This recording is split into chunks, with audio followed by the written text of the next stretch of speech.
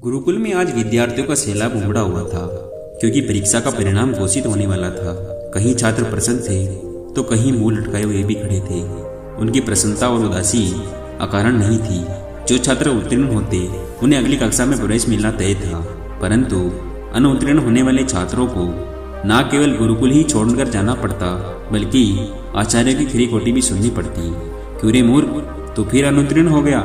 तुझे मैंने समय रहते समझाया था ना, अगर इस बार उत्तीर्ण ना हुआ तो गुरुकुल से बाहर निकाल दिया जाएगा। एक आचार्य एक किशोर विद्यार्थी को डांट रहे थे और वो बेचारा चुपचाप सुन रहा था। डरते डरते उसने गुरुकुल के प्रधान आचार्य से निवेदन किया कि आचार्य देव, मैंने अपनी तरफ से तो पूर्ण प्रयास किया था, परंतु निर्मल स्मरण शक्ति के कारण मैं जो कुछ भी याद करता हूँ उसे थोड़ी देर बाद भूल जाता हूँ। कृपया मुझे एक अवसर और देने की कृपा करें। आचार्य ने कहा, यदि तुझे कुछ स्मरण ही नहीं रहता तो फिर तू कैसे उत्तीर्ण हो पाएगा? तेरे विद्या अध्ययन करने का क्या लाभ होगा? यदि देवता भी तुझ पर कृपा करे ना तो तुझ जैसे जड़ बुद्धि को उत्तीर्ण नहीं करा सकते। आचार्य ने अपने इन दिव्य शब्दों के साथ वरदराज की खूब बुराई की और उस पर चिल्लाते हुए उसे गुरुकुल से बाहर निकल जाने के लिए कहा। कक्षा के सभी छात्र उस पर हंसने लगे।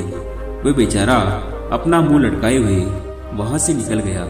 अनेकों प्रश्न उसके मन में उथल पुथल मचाए हुए थे कि वह कैसे अपने घर लौटेगा, माता पिता को जाकर क्या उत्तर देगा।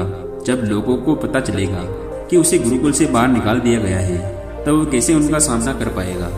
वरदराज का हृदय बैठा जा रहा था। आखिर उसने अपनी ओर से तो पूरी कोशिश की थी, रात रात भर बैठकर पढ़ाई की थी, लेकिन यदि फिर भी उत्तीर्ण ना हो सका तो वो क्या कर सकता था।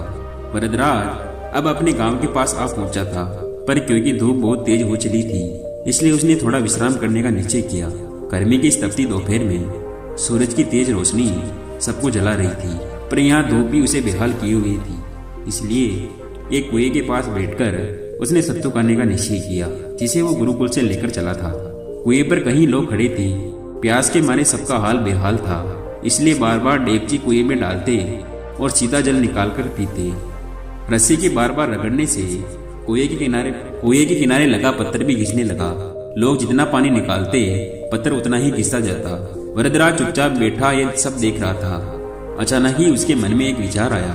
वह सोचने लगा, यदि केवल एक जोड़ से बनी रस्सी से कठोर पत्थर भी घिस सकता है तो यदि मैं परिश्रम करूं तो क्या मैं सफल नहीं हो सकता?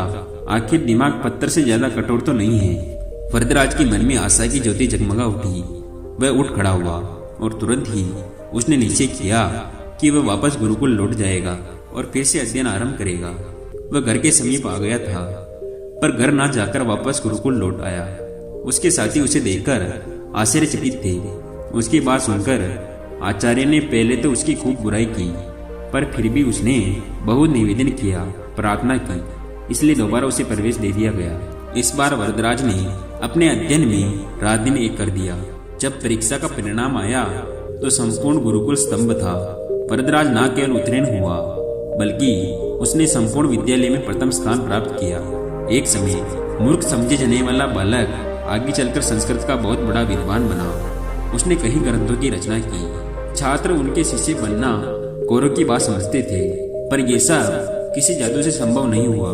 कठोर परिश्रम और प्रबल इच्छा शक्ति के बल पर ही ये असंभव कार्य संभव हुआ। कामयाब लोग गलत नहीं कहते। निश्चय ही संकल्प सफलता का प्रथम सूत्र है, और सच्चा संकल्प एक ऐसा अस्त्र है जो कभी खाली नहीं जाता।